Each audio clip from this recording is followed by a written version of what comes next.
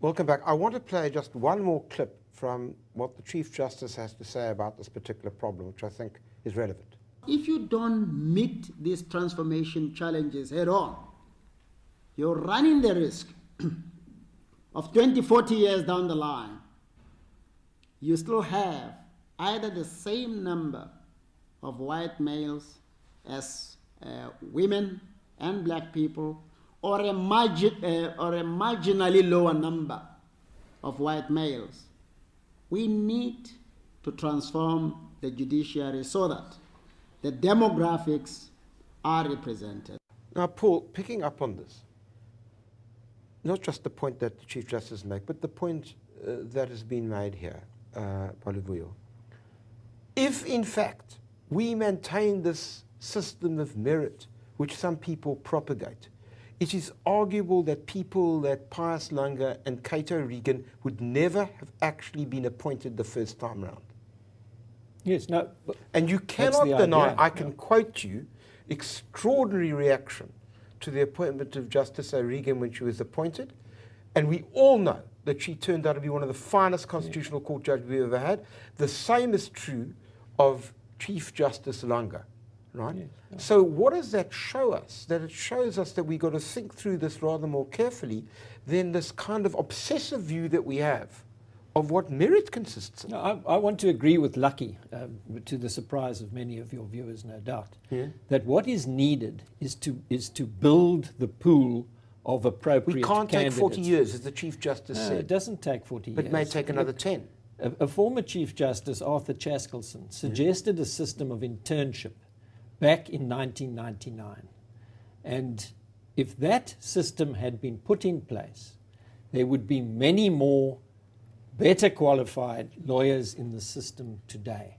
It wasn't put in place. And I accept that, and I'm not suggesting for one moment that that isn't in fact accurate. But what I'm putting to you is the fact that if we continue with the system that blacks need training before they actually become Everybody anything. needs training. Well, it's a very racist idea to suggest blacks need training. No, I'm saying everybody needs training. What is that? Judges don't You've got grow enough on white trees. judges. You don't have enough black judges. Judges don't grow on trees. Do you accept that there's a discourse out there which essentially seems to suggest that in fact blacks aren't good enough?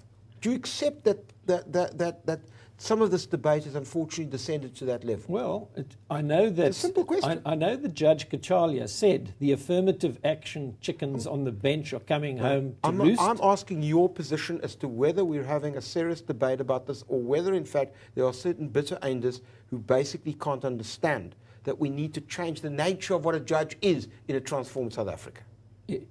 Look, the legitimacy of the bench will suffer unless excellence is one of its hallmarks. And that's true. And but excellence, what is excellence? Excellence in a society that is dedicated to respect for human dignity, the promotion of achievement of equality, and the enjoyment of the freedoms guaranteed to everybody in the Bill of Rights is not the same kind of society from which we emerged in 1994. Well, it may be, but I wanted to ask you this. How do you respond to this idea that we need to develop a pool? Because let me put it to you this way. One of the big complaints that I prefigured in my opening introduction is the question of briefing patterns. Because if we continue with the idea that only white people get briefed, well, I'm not quite sure where that takes us. Because let me put this to you as well, Paul. Continuously, and I know this from my own experience, an enormous amount of talented young black people come out of the universities. Where do they go? Into business. Why not all of them? There's a glass ceiling. What do you say about that? You're an attorney. Why aren't you briefing people?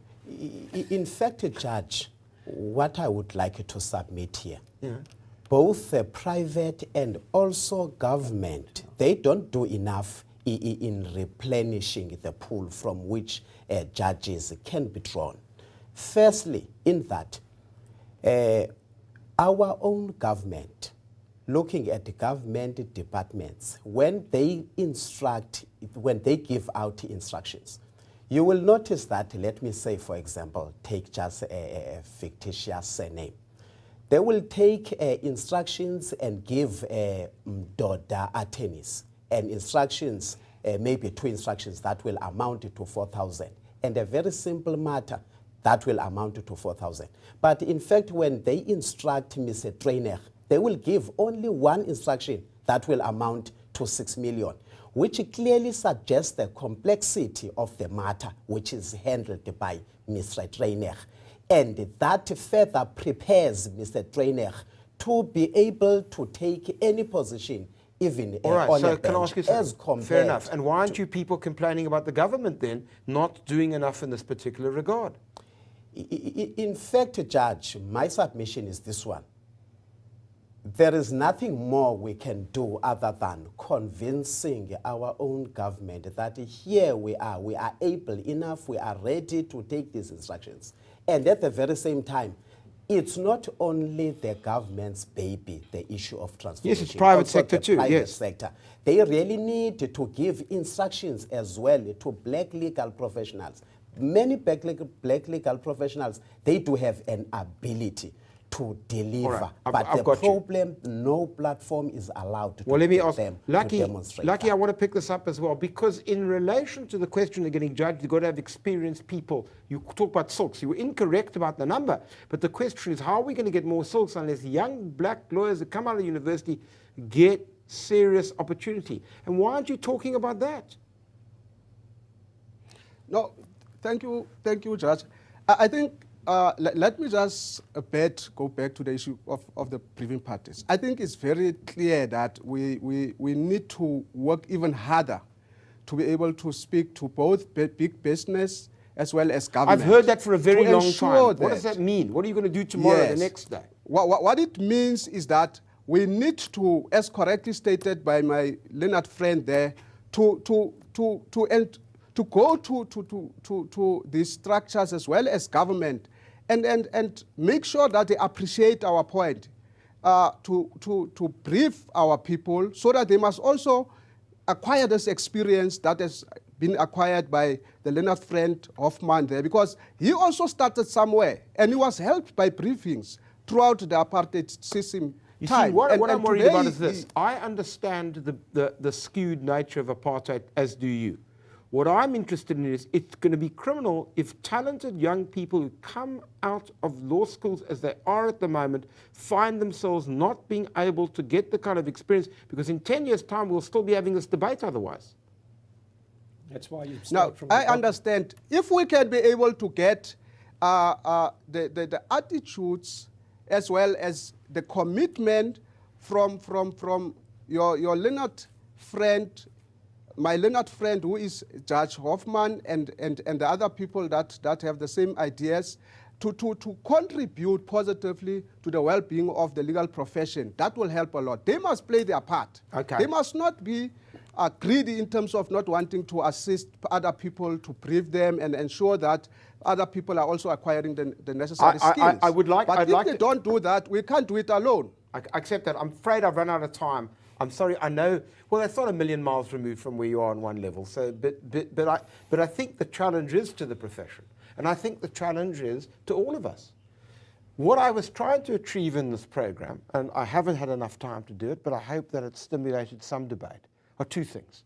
We've simply got to have a rational debate about how we actually deal with these questions of transformation. Challenges posed by the Chief Justice, the challenges posed in these programs are terribly important, and we must deal with them in a way that does promote a non-racial society. Of course, how to get there and how to ensure that people who are disadvantaged both historically and presently can become players on an equal playing field, that's the sort of question which we're debating this evening. How do we get there? Judge for yourself. Goodbye.